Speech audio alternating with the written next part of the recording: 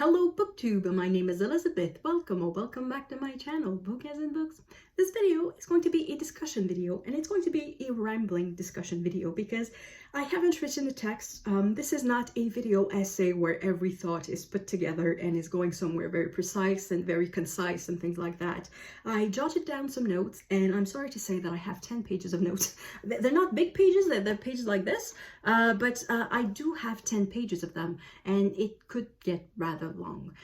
So yeah, perhaps I'll cut a little bit, I don't know, but it may very well end up that I will have a 1-hour video on the topic of this video, which I still haven't mentioned after 1 minute talking. So well, anyway, it's probably written in the title of the video.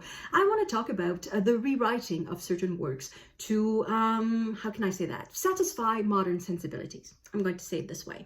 The reason I want to talk about that is that, of course, I've seen a lot of booktubers talk about it. Recently, there have been a few cases, like Dahl's book have been somewhat rewritten, and also Agatha Christie and Ian Fleming, their publishers announced that there would be some changes to make them more palatable to modern readers. And of course, for a lot of people, that is terrible. It's a terrible thing to do. You should not change the books. And the first time that I mentioned that I would make a video on this, I was a guest on Greg's channel, Another Bibliophile Read, the Monday night show with Alan from Big Hard Books and Classics. And it was when the article in The Guardian had just been published about the modification in Dahl's books. And at the time I said, well, this is just a cash grab. I'll make a video about this. And I didn't do a video. And then several weeks passed, and a couple of weeks ago, once again, I was listening to a conversation between 4 booktubers, Sean D. Standfast, Mark from Book Time with Elvis, Greg from Another Bibliophile Reads, and Steve Donahue. And they were just chit-chatting, like it's like Friday afternoon for me, evening for the ones in Europe, at the pub. So they're just chit-chatting about their reading week and whatever topics come to, is raised in the comments. And at some point they talked about that again, the books being rewritten, and in their words, it's censorship. And I reacted in the comments. I put them on like background music because I'm still working on Friday afternoons, but I'm teleworking, so I put them on as background music more or less, and I try not to pay too much attention, but that did grab my attention. And my comment was, ah! I disagree with so much of what you say. I'll have to make a reaction video. And a couple of weeks passed and I still didn't make a video. And now this Friday, once again, I put Sean, Greg, and Steve. Mark was sick. He wasn't there. So I put them again as background music, and the topic came up again. This time because of a book that Greg read. Rather, he listened to the audiobook version of it. And there was a word that sort of nagged him because it was a book written in the 1960s, and the word used was African American, and he thought, well, that word didn't exist in the 1960s. So he went and bought a paper copy of the book just to check, and indeed it was not African American in the original, it was Negro. So again, the reaction was the same. So why did they change that? And my reaction again could have been but I didn't write anything because I had work to do. So instead I'm making this video. I am finally making a video on the topic. And as you've probably guessed, I disagree. I don't think it is censorship. So I think it could be useful to define censorship. What is censorship? And I googled censored authors. So here are a few examples in the order that I found them, so not really chronological or anything. In 2018, the author, surnamed Liu, was found guilty on October 31, 2018, by Wuhu County Court in Eastern Anhui Province. These are Chinese names. I don't know how to pronounce that. After she self-published a book that obscenely, that's the quote, obscenely and in detail described gay male acts, according to the state media. And she was sentenced to 10 years in jail for that. Next, a case that has made the headlines in Canada a lot. Raif Badawi in Saudi Arabia. In 2012, he had a blog, and among the things that he wrote, the very obscene things that he wrote in his blog, was that perhaps maybe Saudi Arabia could think of somewhat liberalizing its morality laws. And the consequence was a trial where he was sentenced to 7 years in prison and 600 lashes. There was international outcry, so there was a second trial, and this time he was sentenced to 10 years in prison and 1,000 lashes. That was a while ago. He has served his 10 years. He is now on house arrest in Saudi Arabia. He's not allowed to leave, even though the Canadian government gave him Canadian citizenship. He could just hop on a plane and come to Canada, and Saudi Arabia would never hear of him again. And no, they want to keep him close, because keep your enemies close, right? Next, we have in Qatar, Mohammed Al-Ajami. He wrote some poems, and it was accused that he was accused that his poetry were inciting the overthrow of the ruling regime and criticizing the emir. He was sentenced to life imprisonment in a secret trial. He served 5 years before receiving a royal pardon. How kind. Back to Saudi Arabia. Ashraf Fayyad. He is a Palestinian refugee in Saudi Arabia, so he doesn't have citizenship, and of course there's no Palestinian authority to defend him, so he's kind of stateless in a way. He was accused, his poetry collection, Instructions Within, was accused of promoting atheism, insulting the Prophet, and casting doubt on the Quran. In 2015, he was sentenced to death by beheading for apostasy. But at the last minute, the sentence was commuted to 8 years in prison and 800 lashes. In Israel and Palestine, there was a crackdown by the Israeli government. Yeah, it's the one democracy in the Middle East, right? A poet, Dareen Tatour, was arrested for posting poetry on Facebook and YouTube.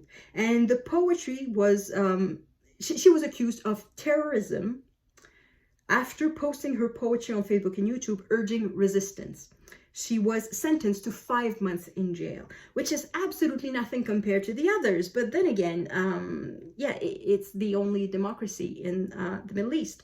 I'm not against Israel per se, but I think that at the moment, the notion that Israel is a democracy, it's starting to be ridiculous. It's not anymore. It used to be. I don't think it is anymore. Anyway, so these are cases of, oh, I forgot one. I forgot another one. Because, yeah, these are all Middle East countries, or almost. No, they were all no, it was China. But anyway, Russia, a European country. So there was a man, his name is Alexei Moskalev. He was sentenced to 2 years in jail because his daughter drew a picture promoting peace between Ukraine and Russia. So yeah, that's 2 years of jail. So I'm going to leave links in the description box to the places where I saw these cases so that you can see that I'm not inventing them. And to me, this is censorship. This is true censorship. So that they have two things in common, these cases, that the rules about what you can and cannot say comes from the authorities. It can be civil authorities, it can be military authorities, it can be religious authorities, but it comes from the authorities. And these authorities can inflict harsh punishments. They can send you to jail, they can behead you, they can sentence you to pay fines, they can exile you, they can forbid you to have this job or that job, they can put you under house arrest, they can do a lot of things to you. Now, if you compare this to the rewriting of a few words in Agatha Christie and Ian Fleming, what would happen if the publishing houses did not do it? Nothing. Absolutely nothing. They were not forced to rewrite it. They want to rewrite it. I have a hard time equating Twitter politics with actual censorship.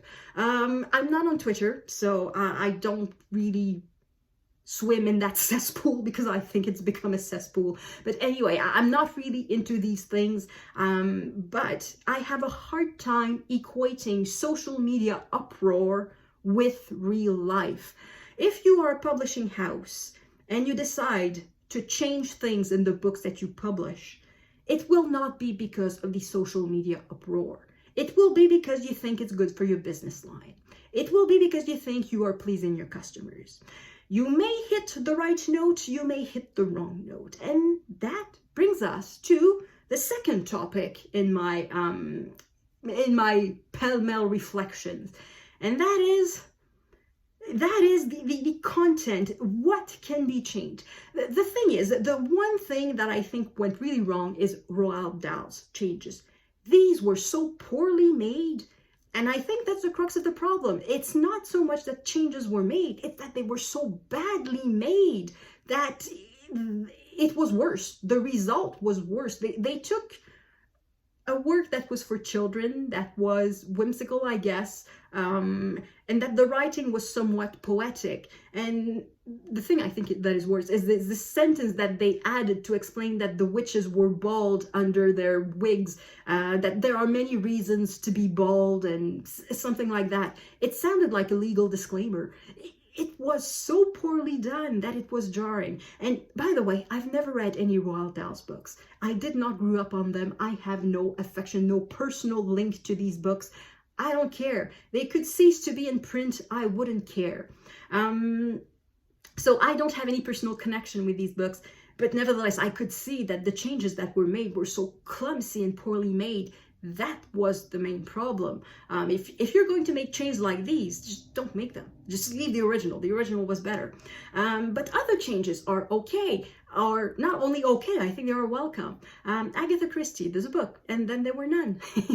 Before it was called And Then There Were None, it was called 10 Little Indians. And before it was called 10 Little Indians, it was called 10 Little Ends. N-words, yeah. So are we really crying because the book is not the original title anymore? Who cares? I think we are all more comfortable for it. I think the reading experience is better for it. I think it's a good change. And that's because, in my opinion, books are not sacred texts. And that's the thing I think that got me the most in the conversation between Greg, Steve, Mark, and Sean, is that they considered the original as sacred almost, that any change is bad because it's not the original anymore. The original is good because it is an original, not because it is better than the changes you can make to it. Because it's an original, it is good. And to me, I think that's nonsense. The reason I say that is that, well, historically, there's always been a lot of changes made to books anyway. Try to find an original version of the Bible. There's no such thing as an original version. Same thing for all the Greek plays that we have or whatever. There is no original. Changes had been made all the time. Abridged versions. If I ever read The Decline and Fall of the Roman Empire, is that it, by Edward Gibbons, I'm pretty sure I'm going to read an abridged version. Even if the full book is worth reading, I'm probably going to read an abridged version. And there are plenty of books where an abridged version probably would do. Other than abridgments, other changes were very often made, often during the translation. There was The Count of Monte Cristo. It's a very long book, so of course there were abridged versions of it. But even the full-length book in English, for a long time, it was somewhat censored because there is a very subplot involving a girl who loves to sing, and her singing teacher is another girl, and they're really close. And at the end of the book, they sort of escape together, and she is dressed, the girl who loves to sing is dressed as a man, and the music teacher is dressed as a girl, and they have passports like it, and they decide to make their lives. And that's it. There's nothing else said, but it's kind of implied that they are a couple. And that was too much for Victorian values, for Victorian mores, I guess. They decided to cut that little part. So the original of the Count, not the original, but the integral version of The Count of Monte Cristo existed in English only in the 20th century. Before that, it did not exist. So in a way, there has always been a form of censorship, and I don't think the books were necessarily made worse for it. If the French publisher of Dumas accepted to shock society, I guess, by publishing this little scene between the two girls, and the UK publisher decided not to do that, I think it was their decision. They just want to sell books, and I think they're allowed to make some changes.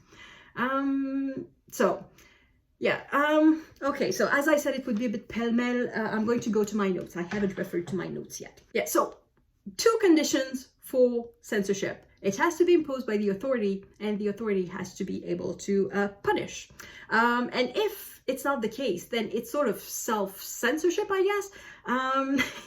A thought that occurred to me, you may not have noticed, but Every person on YouTube, every YouTuber, booktuber who commented on that topic, including me, we are all wearing clothes.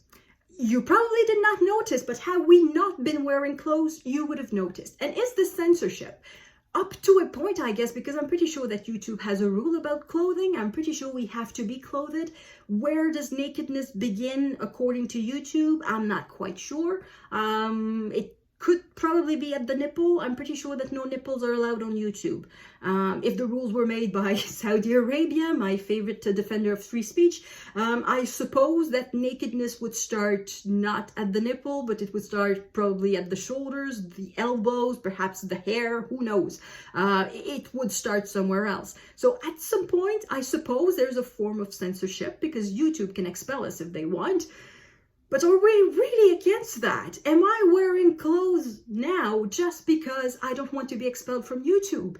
No, I wear clothes because I want to wear clothes. I wear clothes because I live in Canada and temperature requires us to wear clothing. So is it really censorship? It's a choice that we make to get along with other people.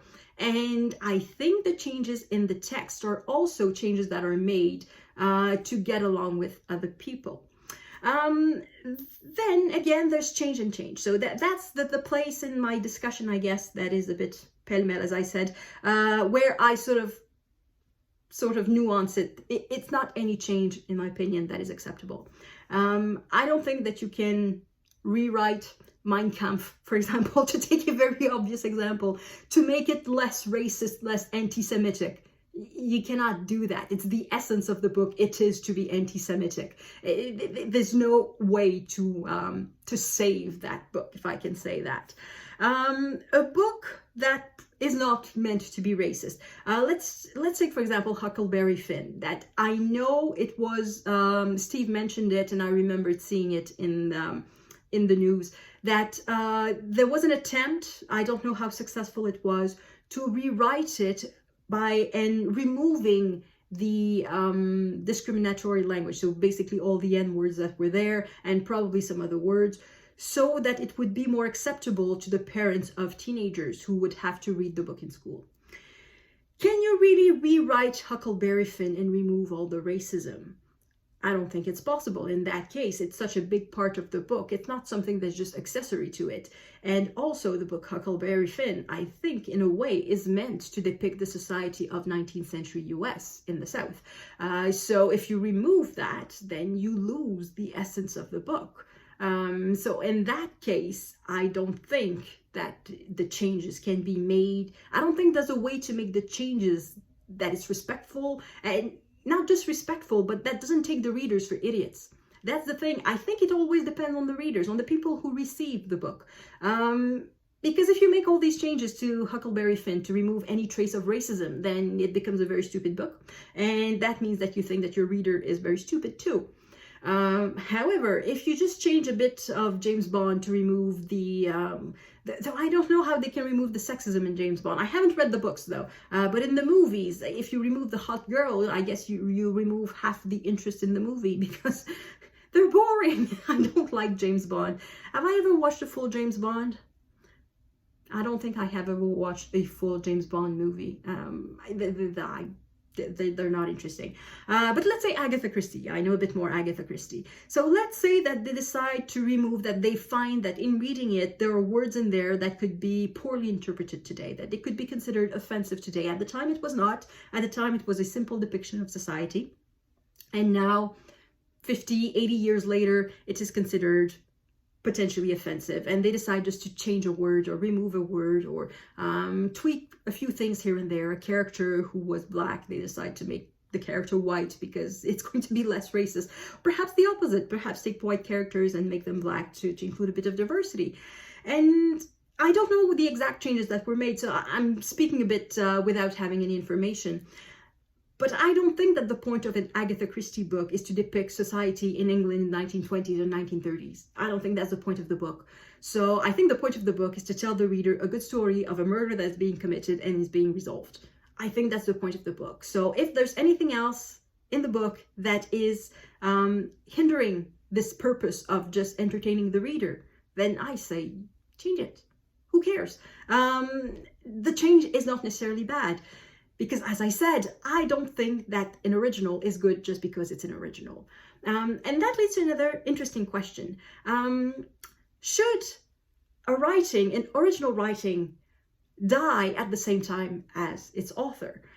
Because to go back to another example of Dahl, he made changes when he was alive. Changes were made. Originally, apparently, the Oompa Loompas, they were pygmies from Africa, and then they were changed to be just little people and not necessarily pygmies. So that's a change that the author authorized and thought, okay, yeah, it makes sense. So why after his death should we stop? Should it become a time capsule, I guess? Because in translation, the books will always be updated. In translation, Shakespeare always sounds modern. Shakespeare never sounds old-fashioned in translated French or translated Spanish or translated whatever. He sounds like any modern writer would sound. Not any, he still sounds like Shakespeare. That's the challenge of translation, how to make an author sound the way he sounds, but make the reader read that author like the readers of the time of Shakespeare would read him.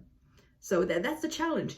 And translations are always updated. You get new translations of The Three Musketeers, a new translation of Beowulf, a new translation of this and that.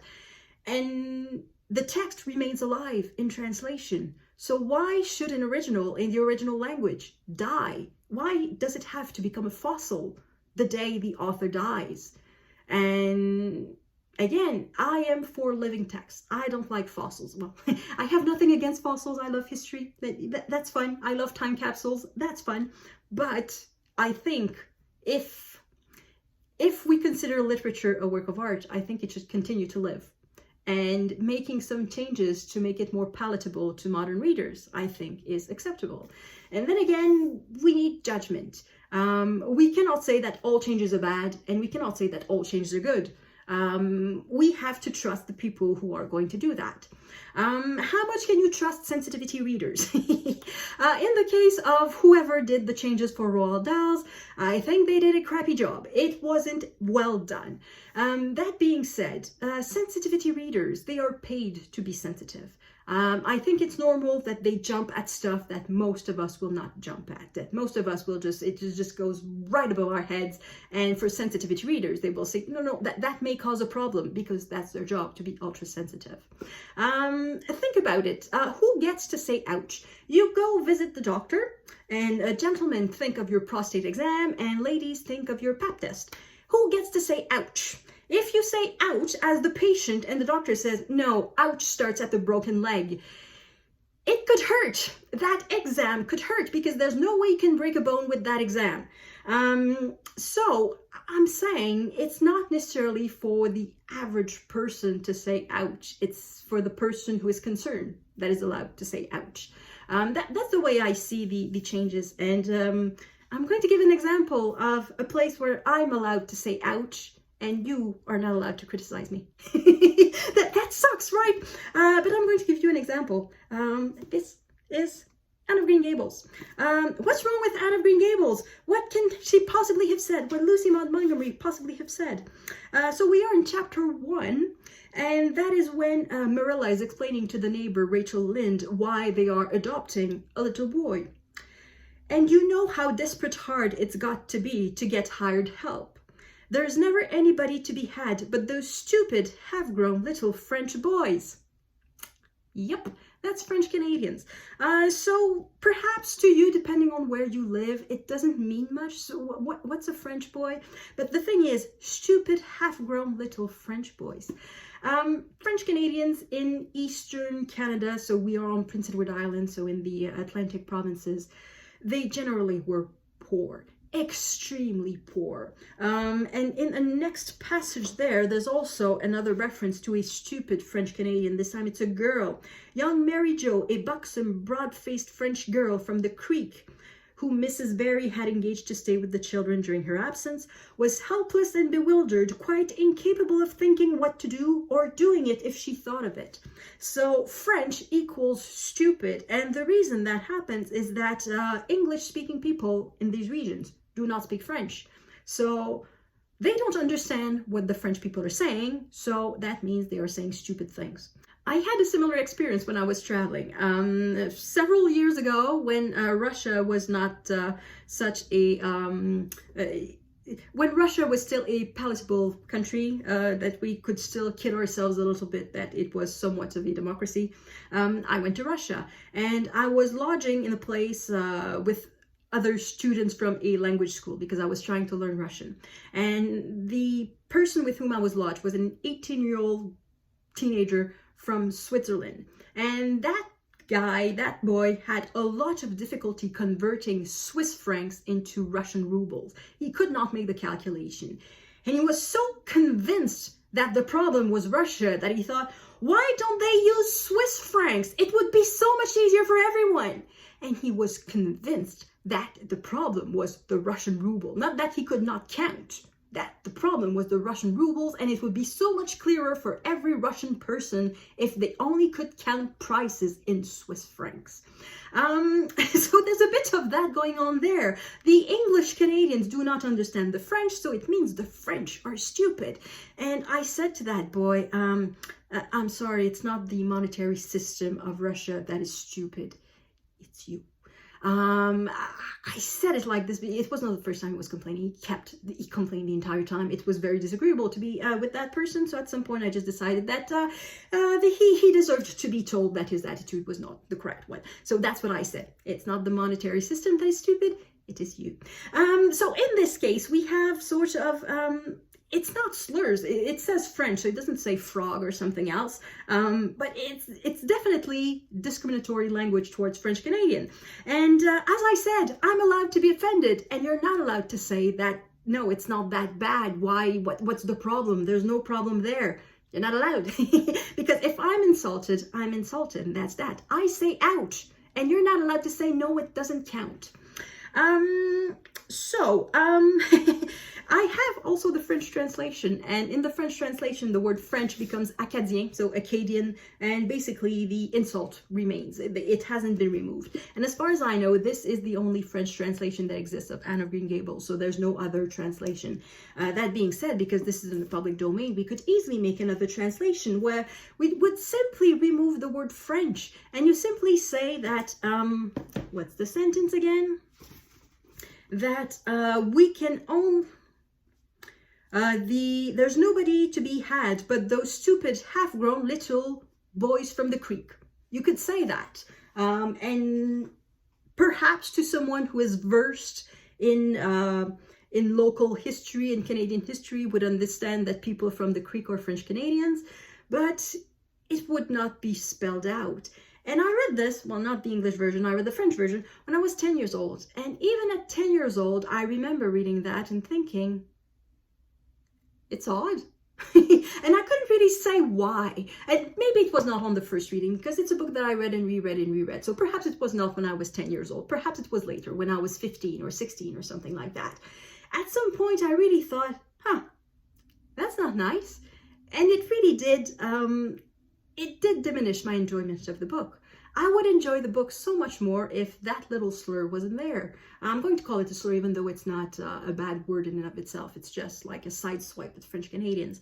And what would it cost the publisher? Would we lose the essence of the book if we just removed the word French? I don't think we would. And in a way, perhaps it would be like shooting myself in the foot in the sense that if I was ever to complain, if every Canadian literature book was cleaned up to remove any swipe at French Canadians. Let's say that this happened. And then that French Canadians continue to complain about our treatment in the country, that our language rights are not being respected, that we are always considered as lower class citizens and things like that. Suppose that we would want to complain about this, and then all the books out there contain no traces of it. I guess we, in a way, shoot ourselves in the foot. However, to avoid that situation, and anyway, I don't think that situation would happen. I don't think books are going to be cleaned out to remove any any swipes at French Canadians. There'd be nothing left. You'd have to erase entirely Mordecai Rittler, I think. He was living in Montreal. He's a Jewish writer from Montreal, and the relations with the French community, he had difficulty with it. Anyway, the thing is, the originals don't disappear. In the case of Roald Dahl's, it was a cash grab. As soon as it was announced that the new versions would be published, about a week later they announced that, oh, the original will be reprinted. So it was a cash grab. The originals did not disappear. Nobody was about to go to the libraries and remove the original versions. The original would still have been there. It's an argument that was used in the media to say how stupid these changes are because the originals still exist. Yeah, the originals still exist. It doesn't change anything to the original that a new version is being published. So that's why I say also it's not censorship. The original is still there.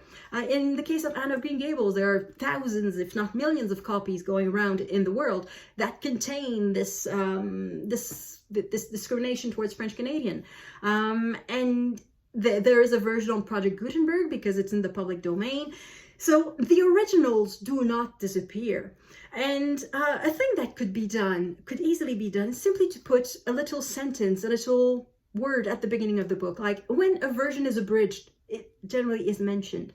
In Friday's video where Greg, Sean, and Steve were talking about this, it was the conversation was spurred by a book that Greg had read, and that book was a paper. He had listened to the audiobook, and then he went to buy the paper book to check if the audiobook was an accurate reading of the written book, and it was not. A change had been made. The word Negro in the original had been changed for African American in the audiobook.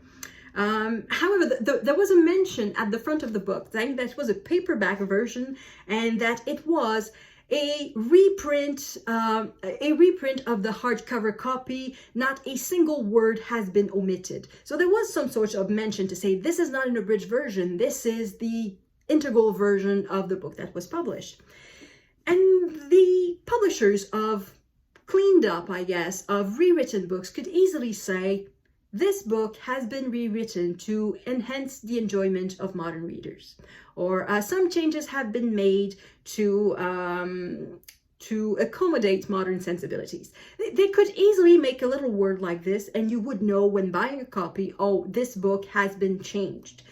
And ideally, either the changes would be all listed at the back of the book, or there would be a website where you could just go and see what the changes are. It used to be N-word, and now it is African American. It used to be, I don't know, anti-Semitic things, and mention of the Jewish origin of the character has been removed.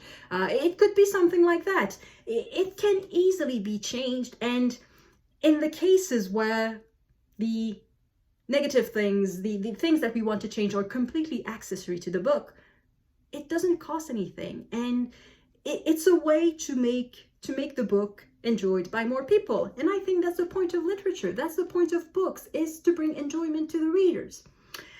Another thing that I was thinking about, there's a book right above me. I might as well take it. Here, The Complete Conductor by Gunther Schuller. I guess that's how you pronounce it. I haven't read the book. I bought it in a used bookstore. It was reasonably priced compared to the original, and it's about this author is a conductor. He used to be a horn player in an orchestra, and he became a conductor. And while he became a conductor, he sort of realized that what he was seeing in the scores was not what the conductors told him to play. And he started to realize that there was a lot of discrepancy between what was being recorded and what was written on the scores of on the original scores. And to him, that was awful. And what was written there that made me attracted to the book, that attracted me, was that he said that he would name names. And I thought, finally, I'm going to have a reference for what is a bad performance, because that is how it was called. It's called awful performances, bad performances. And he would name names and records and all of that. And I thought, yes, finally, because whenever I go to a classical orchestra concert, The orchestras nowadays, they are so professional. They all sound great. To me, they always sound great. And then you read the review in the newspaper, and they complain about a whole bunch of stuff that I never heard in the performance. So I thought, okay, finally, a book is going to tell me what a bad performance is. So that's why I bought the book.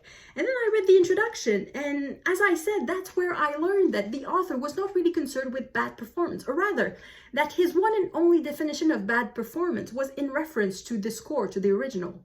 Not once does the listener get taken into account. Not once. A bad performance has nothing to do with how it is received by the people in the room. It has to do with what was written in the original text. So a sacralization, once again, of the original, holy scriptures. And I think that's a big problem in classical music nowadays, that all the conductors are all trying to get the best possible version of what is written, strictly what is written. If the crescendo starts on beat number 2, the crescendo will start on beat number 2 and not on beat number 3 or beat number 1. If there's no crescendo mentioned, they will make no crescendos because it's not written. And I think it goes too far. Every performance is the same. It's extremely difficult to tell one performance from another unless you have studied it intensively and been a professional musician. As just a lay person who's not particularly versed in orchestral producing, I don't know, in orchestral playing, it's almost impossible to distinguish one performance from another. And I thought that book would tell me, okay, this is bad, but there's no way I can judge if something is bad because I'm not going to study the original scores. I don't care for the original scores. I want to have a good time. On the radio, there's a program on CBC Music that is called My Music. There's a guest who is invited every week, and they present the music that they love. And very often they go towards music that they listened to when they were young. And in the case of classical musicians, they talk about classical music often. And there's often a particular performance, a particular recordings that they loved when they were young, and they play that particular performance. And 9 times out of 10, they will tell you that today this would never be played, because when you look at the scores, all these crescendos and decrescendos and these rallentendos and all these changes in the tempos that you hear in Tchaikovsky conducted by Stokowski, let's say, they are not in the score. Oh, that's awful. Nowadays, we'd never do that. And the thing is that back in the time, the crowd just loved these interpretations.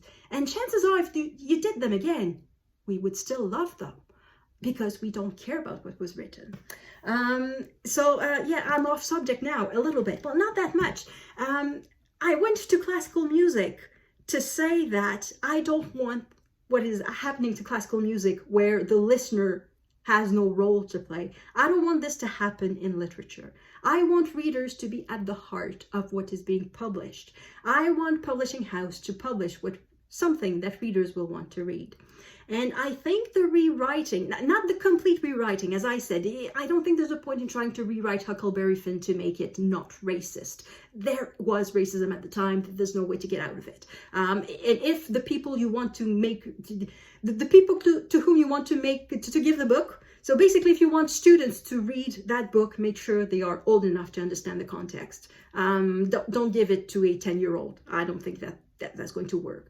But I think the changes, if they are made for the readers and not for some sort of outside force, not for some sort of Twitter politics, not for some theoretical good reason that does not exist in the reader's mind, that would be bad. But if it's made for the reader, for the enjoyment of the readers, I think it's a good change. I don't think it's a bad change. Okay, anything else? I'll go back to my notes. Did I forget something? I'm still on page 1. No, it's not true. I'm not on page 1. Yeah, that I said. Yeah, okay, good. I said that. Okay,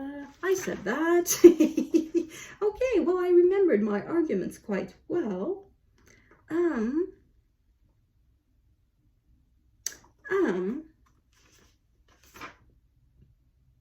Oh, a last thing. A last thing. Like this video, when will it end? when will it end? It's often an argument that is said. What will be the end of it? As I said, the end of it, we will sort of find it collectively. It's as readers, we will figure out what we like, what we don't like, and the publishers will figure it out with their bottom line, what sells, what doesn't sell. And it's not just social media reaction that will tell them that. It's really going to be the bottom line. But also not just the changes made, but also sometimes we see an effort to publish more writers of different backgrounds, more romances with LGBTQ romances with people of color, because traditionally, I give romance as an example, but same thing for murder mysteries. There used to be plenty of murder mysteries involving just white people. Oh, if you watch Midsummer Murders, they are all on YouTube, the Midsummer Murders. I'm going to leave a link to that. And you watch them in order. You realize that at some point towards season, I don't know, 15, they started to include people of color in their murder mysteries. At first, it was all white, which makes sense. In the countryside in Britain, I think it's probably 90%, if not 99% of the population that is white in the countryside of Britain. But they took these all white casts and gradually they started to include people of color. And at first it was one little character, one little lonely character who was black, who was Asian, who was something else other than just purely British. And that person would never be the murderer, never, that wasn't right. And they would not be the victim either. And then gradually they started to add more, and also gradually they made the people of color's potential suspects, really suspects, and they made them victims. And gradually they have become equal in the other, in these murder mysteries. So gradually publishing is trying to include more diversity in their publishing. If it's well done, it's going to catch. It's just not a problem. That's the thing. Very often, it's not well done. The changes for Roald Dahl, it was not well done.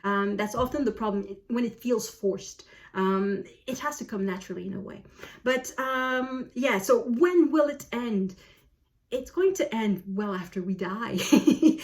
Texts are going to continue to change.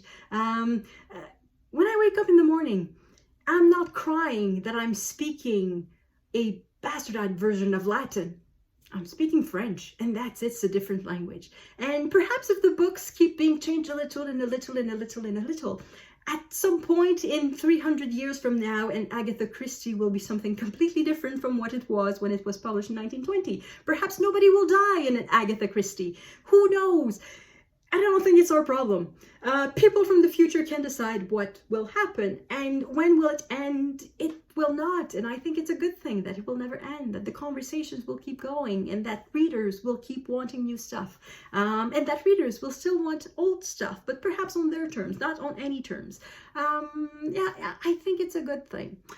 So, okay, is that it? Is that it? I said that. That is it. I went to my 10 pages of notes. Okay, so for not even 45 minutes. I'm good. I'm very good. So thank you everyone if you've watched all the way to this point. Thank you for watching. I hope nobody is offended by what I said. I don't think I was offensive at all. I think I'm nice. Who knows? Anyway, so that was my little grain of salt in this whole debate on the changing of text for modern sensibilities. I think the reader should be at the heart of it. I think all changes, if changes are made, should be for the readers and not for some either real authority that can inflict punishment or for some theoretical authority that you think social media has. I think if it's made for the reader, if it's well made, it's just fine. It's going to be just fine. So that's it. Thank you everyone for watching, and I will leave in the description box as many links as I can remember to leave. Yeah, and I will see you in the next video, which hopefully will be shorter and more about specific books. À la prochaine!